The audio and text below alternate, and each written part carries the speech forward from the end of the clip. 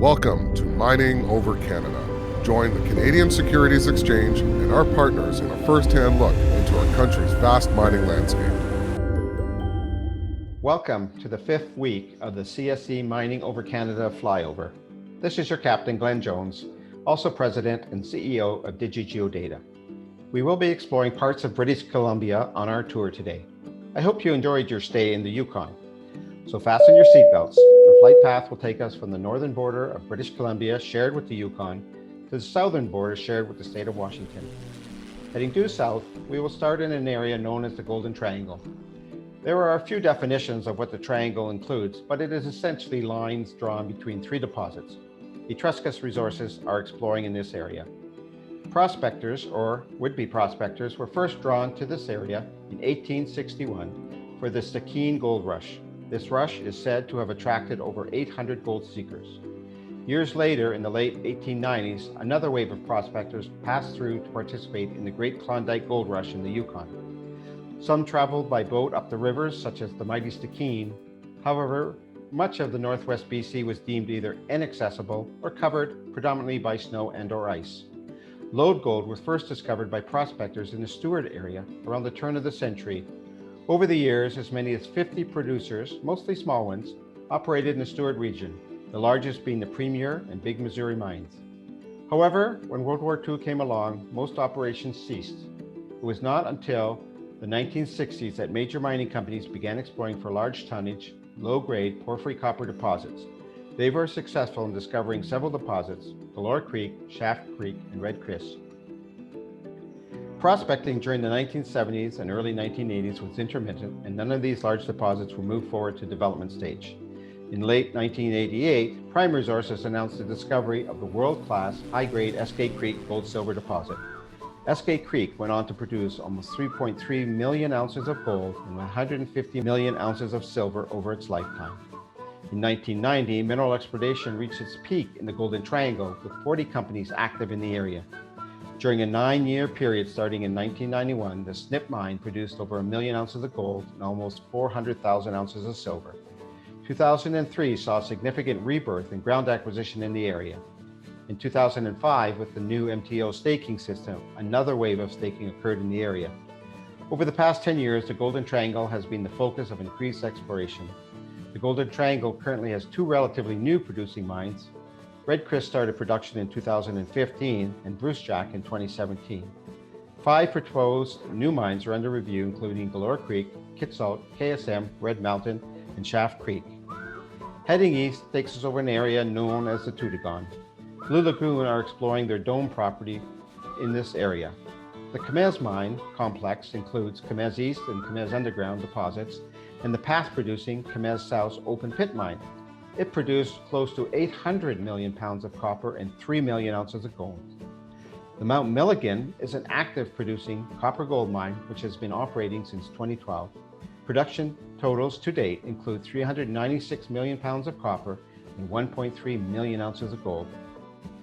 Flying further south takes us over an area known as the QUESNEL TROUGH. There are 2 operating metal mines in the area. Over to the east is the Coal District. In 1858, discovery of gold on the Fraser River resulted in an influx of gold seekers from all corners of the globe. This area was known as the CARIBOO, and soon the historic town of Barkerville was born. The CARIBOO Gold Rush lasted from 1858 to 1863.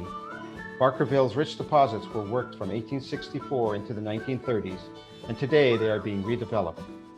The Gibraltar mine is the second largest open-pit copper mine in Canada.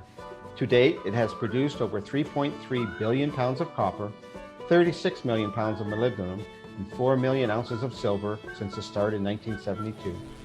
The Mount Polley mine produced from 1997 to 2019 and includes 600 million pounds of copper, close to 3 million ounces of silver, and 1 million ounces of gold. Up to the northwest is the Huckleberry mine, which went on care and maintenance in 2016.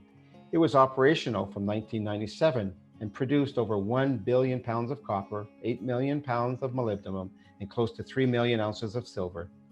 Deerhorn Capital are advancing their key project just south of this mine. Further to the east is the Yellowknife Advanced Copper Project, which has a proposed life mine of production of 4.4 billion pounds of copper.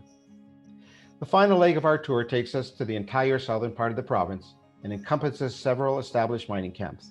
This region has a long exploration and mining history dating back to the late 1800s, with close to 200 historic and current operating mines and numerous deposits of various sizes and commodities. Clarity Gold are developing their empirical property here.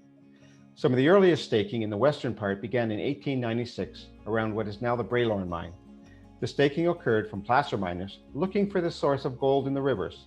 The first production came from the BRALORNE mine in 1900, which continued to produce until it closed in 1980. The same property hosted the Pioneer mine, which produced from 1908 through 1983. The area around the Highland Valley mine has been actively explored since 1896, with the first mining starting in 1907. Exploration continued through the 1920s and then was not active until the 1950s.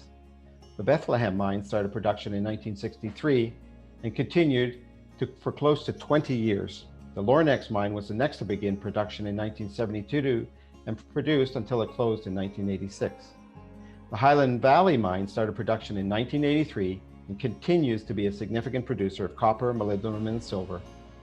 Moving east towards Kamloops, exploration in the Afton region began in the mid-1800s as prospectors pushed their way into the interior of British Columbia following the Fraser and CARIBOO gold rushes. Mining started at the turn of the century through 1927 in several copper, gold, and silver mines, including the Pothook, Iron King, Copper King, and Iron Mask. Although the property containing the new Afton mine was staked in 1949, mining did not begin until 1977. The new Afton currently produces copper, silver, and gold. The Craigmont area just north of Merritt did not see significant exploration until the 1950s.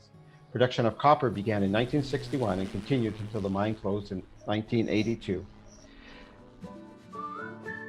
The third currently operating mine in southern BC is located south of Princeton. Initial exploration around the Copper Mountain mines was reported as early as 1884. Initial unsuccessful production attempts were made between 1892 and 1922. Mining began again in 1937 and continued through 1957. The Greenwood mining camp is situated in the central southern section of the province and straddles the United States border.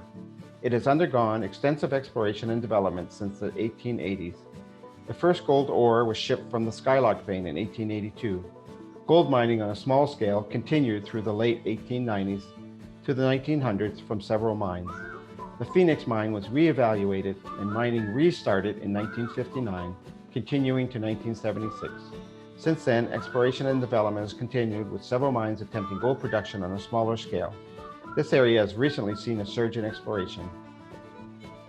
The ROSSLAND mining camp is just south of Trail. It has a history of gold, silver, and copper production between 1894 and 1941.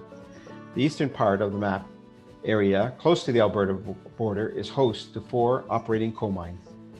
The mineral endowment of southern British Columbia to the end of 2019 includes 59.7 billion pounds of copper, 673 million ounces of silver, 45 million ounces of gold, 1.7 billion ounces of molybdenum. This is the final stop of our 5-week tour of the CSE Mining Over Canada.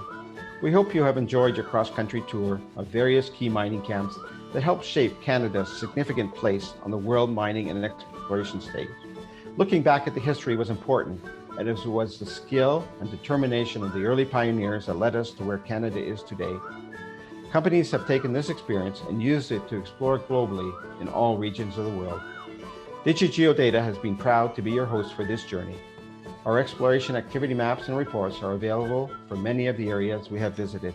To find out more, visit digigeodata.com or mail us at sales@digigeodata.com.